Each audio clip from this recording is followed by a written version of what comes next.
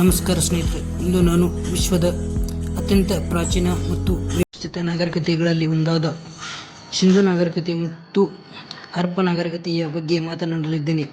ಸುಮಾರು 5,000 ವರ್ಷಗಳ ಹಿಂದೆ, ಅಂದರೆ ಕ್ರಿಸ್ತಪೂರ್ವ 3300 ರಿಂದ 1300 ಅವಧಿಯಲ್ಲಿ, ಭಾರತ ವಾಯುವ್ಯ ಭಾಗದಲ್ಲಿ ಮತ್ತು ಪಾಕಿಸ್ತಾನದ ಸಿಂಧೂ ನದಿ ತೀರದಲ್ಲಿ ಈ ಅದ್ಭುತ ನಾಗರಿಕತೆ ಅಸ್ತಿತ್ವದಲ್ಲಿತ್ತು.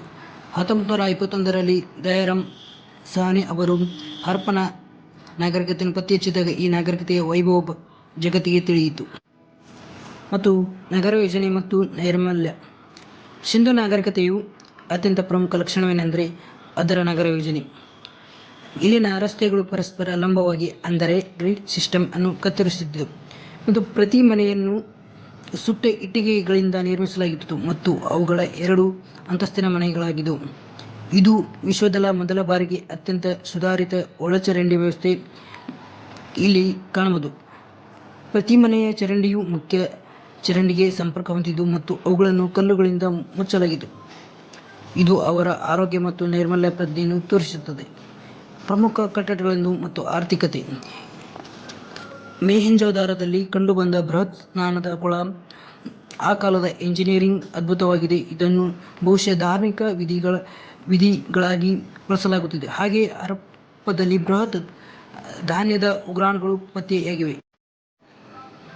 ಇಲ್ಲಿನ ಪ್ರಮುಖ ಗೋಧಿ, ಬಾರ್ಲಿ ಮತ್ತು ಹತ್ತಿ ಇವರ ಪ್ರಮುಖ ಬೆಳೆಗಳಾಗಿದ್ದವು.